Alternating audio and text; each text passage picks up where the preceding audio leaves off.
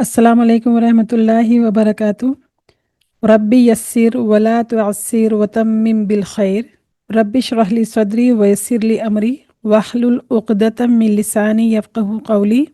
अक़ायदे इस्लाम में अब तक हम पढ़ चुके हैं आमनतु बिल्लाहि व मलाइकतिही व कुतुबिही व रुसुलिही वल यौमिल आखिर, यानी मैं ईमान लाया या ईमान लाई अल्लाह सुब्हानहू व तआला पर,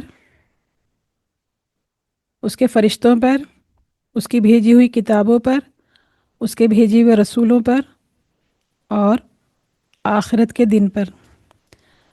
आज हम अक़ायदे इस्लाम का अगला रुकन पढ़ेंगे और वो है वल क़द्र खैरिही व शर्रिही।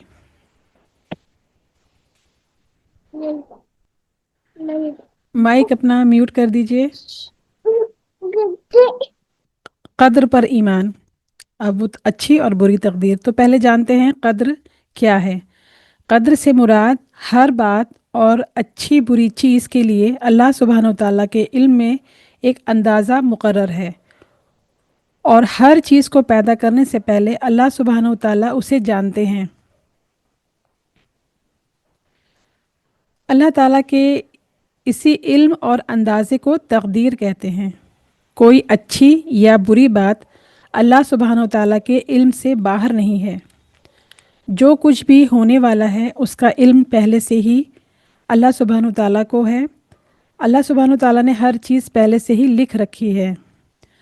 हर चीज़ अल्लाह के हुक्म और इरादे से होती है और जो कुछ होता है वो अल्लाह सुब्हानहू व तआला की हिकमत से होता है, चाहे हमें समझ आए या ना आए।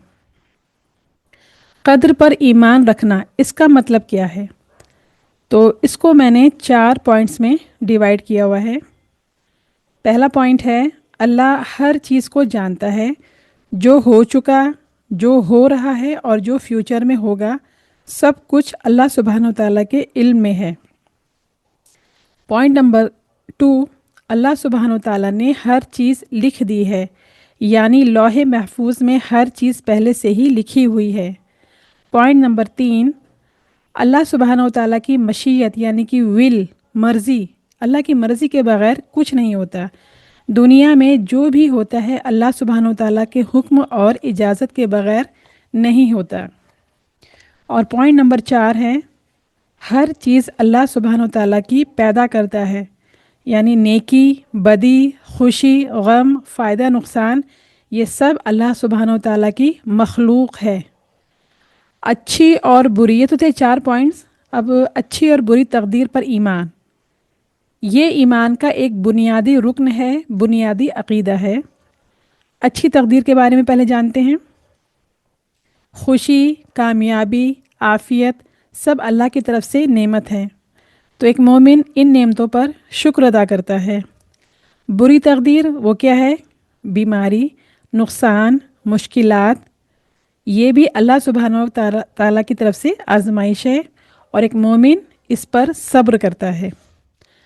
अच्छी बुरी तकदीर पर अक़ीदा होने से क्या मतलब है कि हमारा अक़ीदा हो तकदीर पर हो वल क़द्र खैरिही व शर्रिही मिनल्लाहि तआला।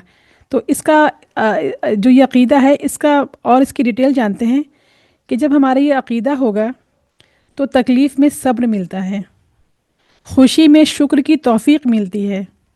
मोमिन खुशी में शुक्र करता है और तकलीफ़ में सब्र करता है। दिल को सुकून मिलता है, दिल मज़बूत होता है।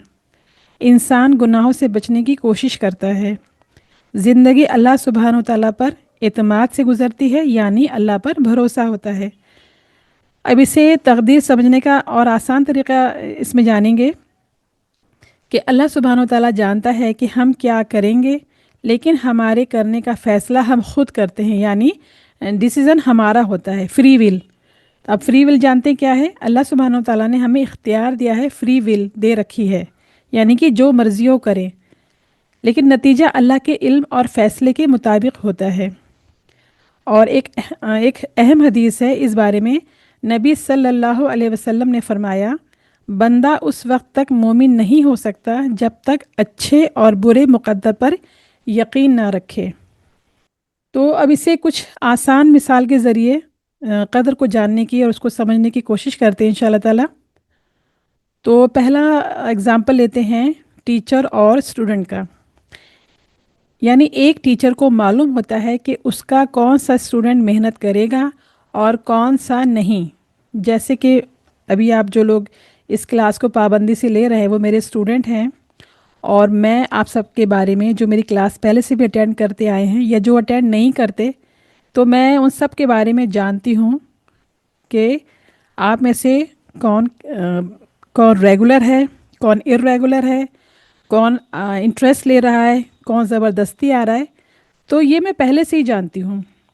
تو ٹیچر کو معلوم ہوتا ہے کہ کون سا اسٹوڈنٹ اچھے نمبر لے گا اور کون کمزور ہے. لیکن ٹیچر نے ایسا نہیں کیا کہ یہ اسٹوڈنٹ نے خود کیا ہے. ٹیچر اس کے لیے ذمہ دار نہیں ہے. ٹیچر جانتا تو ہے لیکن اس کا ذمہ دار خود اسٹوڈنٹ ہے. جس کے نمبر کم آئے ہیں وہ خود اس کے لیے ذمہ دار ہے، اور جس کے نمبر زیادہ آئے ہیں وہ خود اس کے لیے ذمہ دار ہے. تو ٹیچر کا پہلے سے جان لینا وجہ نہیں بنتا.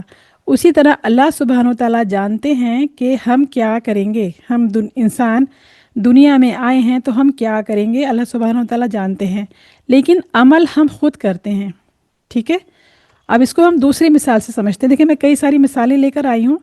اب آپ میں سے جس کو جو مثال سمجھ میں آ جائے گی اس پوائنٹ کو سمجھنے کے لیے، تو یہ بہترین ہوگا سمجھنے کے اعتبار سے.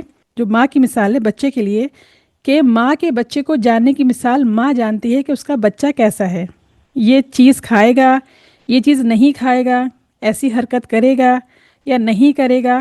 لیکن ماں کا جان لینا بچے کو مجبور نہیں کر دیتا.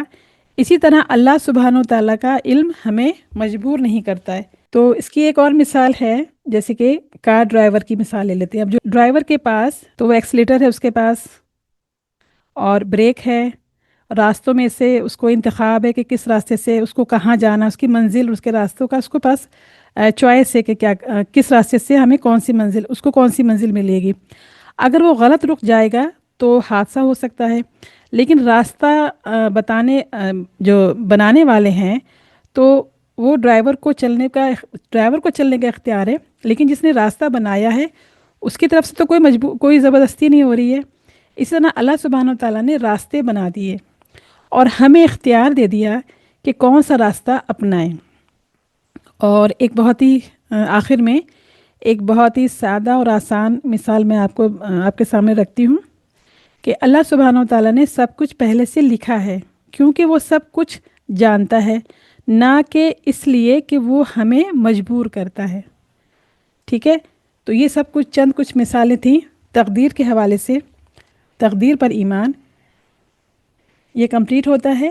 چلیے آج کی کلاس یہیں پر ہم اس کو اختتام کرتے ہیں اس دعا کے ساتھ کہ اللہ سبحانہ و تعالیٰ ہمیں جو ایمان کے جتنے بھی رکن ہم نے پڑھے ہیں اس کو سمجھنے کی اور اس پر عمل کرنے کی توفیق عطا فرمائے، اور اس عقیدے پر ہمارا جو یقین ہے، ایمان ہے، بلیف ہے، اس کو اسٹرانگ کریے اور دین پر چلنے کی توفیق عطا فرمائیے، اور ہمارا ہر عمل آپ کی رضا کے لیے ہو، آپ کو خوش کرنے کے لیے ہو اللہ سبحانہ و تعالیٰ، اور آپ راضی ہو جائیے ہماری نیت کو خالص کرتے ہوئے، اور ہمارے انہی ٹوٹے پھوٹے چھوٹے موٹے اعمال کو قبول فرما لیجئے اور مزید نیک اعمال کی توفیق عطا فرمائیے.